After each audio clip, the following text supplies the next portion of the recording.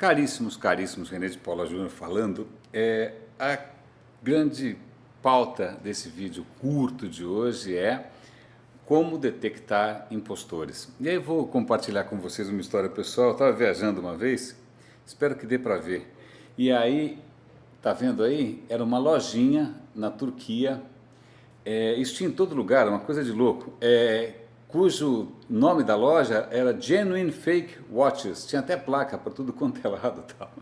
Então os caras não tinham o menor pudor de assumir que eles não só vendiam relógios falsos, como também eram genuinamente falsos. Eu acho isso absolutamente genial, porque alguns dias atrás a BBC publicou um artigo que na verdade era sobre arte contemporânea. E o cara estava meio horrorizado com uma coisa da arte contemporânea, que é a impostura. E aí ele faz uma distinção que me deu muito o que pensar entre mentir e fingir. Aí fiquei pensando qual era a diferença, tal, mas aí, à medida que ele aprofundou, eu acho que eu consigo passar isso para vocês. Mentir é, sei lá, eu quebrar alguma coisa, alguém perguntar, foi você que quebrou? Eu falo, não, não fui eu, tal, eu sei que eu sei. Mas isso é mentira. Agora, fingir é mais complexo, porque muitas vezes quem finge, o impostor, acho que é esse o personagem aqui em questão, o impostor, ele vive aquela trama, então é como se ele mesmo acreditasse. Eu não sei se você já viu algum impostor de perto, eu infelizmente tive o desprazer de conviver com muitos em diversas oportunidades e ambientes diferentes, mas impostores normalmente criam uma impostura tão redonda, tão perfeita, que até é difícil você se contrapor. E ele depende mesmo da credulidade, tanto é um investimento grande, né, em aumentar a credibilidade, o número de pessoas que acreditam naquilo, porque se muita gente acreditar, aquilo praticamente se torna verdade. Mas o artigo faz uma colocação que é interessante, que aí eu vou complementar aqui, que é a seguinte: se você pegar na história da literatura, vai pegar Homero, né, o grego, você talvez tenha mentirosos em Homero, mas você não tem impostores, né? Não tem muitos, pelo menos. Agora, se você pega Shakespeare, por exemplo, já tem um monte de impostor, quase todo mundo ali é impostor, todo mundo está fingindo ser o que não é, né? E aí talvez aí só já é uma inferência minha, talvez a grande diferença sejam as grandes cidades. Uma grande cidade, qual é a diferença? Se você vai para uma cidade do interior, para uma vila, uma aldeia, uma cidade pequena, todo mundo conhece todo mundo. Não adianta eu lá de uma hora para outra querer posar de bacana e ser diferente do que eu sou, porque o cara conhece a minha história, me viu crescer, conhece a minha vida, conhece a minha família, aquela confusão toda. Agora, numa cidade grande, em que você pode se reinventar. Tenho grandes amigos que vieram de fora de São Paulo e vieram aqui, se reinventaram, né, tiveram essa liberdade e são profissionais criativíssimos. Tá? Então, a cidade grande permite que você se reinvente. Mas para alguns perfis de pessoa, que eu tendo a acreditar que é uma leve sociopatia, isso é uma oportunidade para você inventar um modo absolutamente fake, genuine fake, de ser, que é a impostura. Então a literatura está cheia de impostores, né, de gente explorando essa capacidade de reinvenção que a cidade dá. Agora, eu sempre encarei a internet como a nova cidade, a nova polis, né, o novo ambiente em que a gente habita, e que eu acho que essa questão fica até um pouco mais acentuada, embora pareça um paradoxo, né? Quando a gente pensa em internet, a gente pensa sempre em transparência, né? Você não tem como qualquer coisa você faz lá uma busca e descobre, né?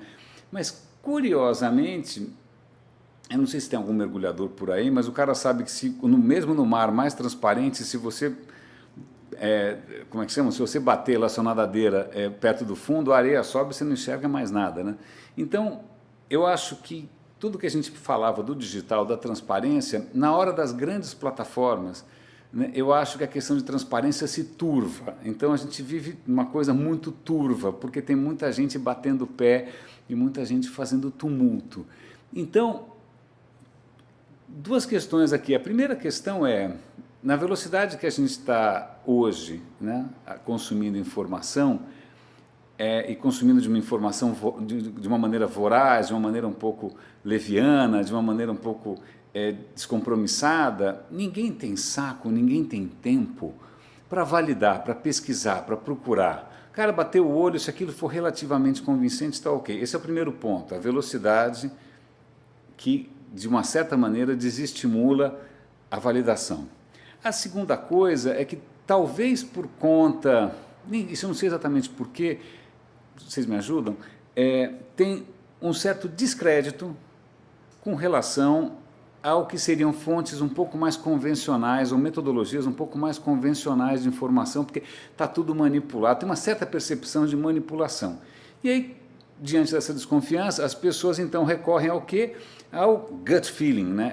Se aquilo parece, se ela acha que aquilo é verdadeiro, se ela sente que aquilo é verdadeiro, então ela vai assumir aquilo como verdadeiro. O que é mais complicado ainda, porque os bons impostores sabem muito bem lidar com o teu gut feeling, né? Eles são carismáticos, eles são interessantes, eles são envolventes.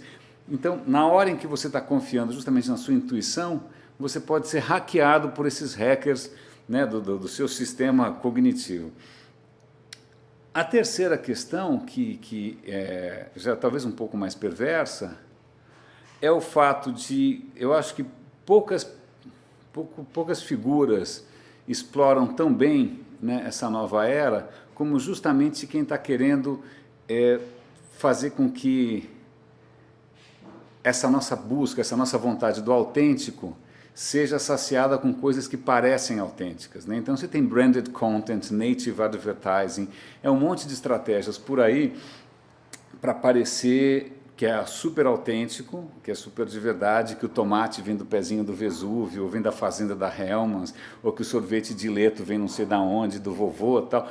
É uma série de cabeças aí pensando para dar um toque autêntico, para dar um certo storytelling, né, para você se deixar envolver e não parar para ver se realmente aquela pessoa sabe tanto quanto ela sabe, se ela tem o histórico que ela tem, se ela fez tudo que ela disse que fez, ou se a empresa dele está indo bem ou se não está indo bem, ou se o material que ele está mostrando realmente, se você parar e olhar, ele fica de pé ou não, né?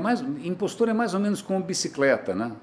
Ele conta com a velocidade, quanto mais rápido ele pedalar, menos ele cai, né? Se ele parar, ele cai. Então, na real, assim, eu propus esse vídeo como detectar impostores. Na verdade, quisera eu saber, né? Quisera eu saber, não é fácil, nada ajuda a gente hoje a sobreviver a essa impostura em escala massiva, tal. Mas talvez uma das pistas seja justamente a questão da bicicleta. Slow down, né? Diminuir um pouco o ritmo, ver o que fica de pé mesmo quando está devagar, né? Então agora a gente está indo para 2015, então se eu tenho algum voto para 2015, eu estou pensando isso para mim mesmo, né? E estendo esse desejo para vocês, é que você consiga em 2015 realmente se conectar com o que é efetivamente autêntico. Então, grande abraço, feliz ano novo para você. René de Paula Júnior falando, roda e avisa.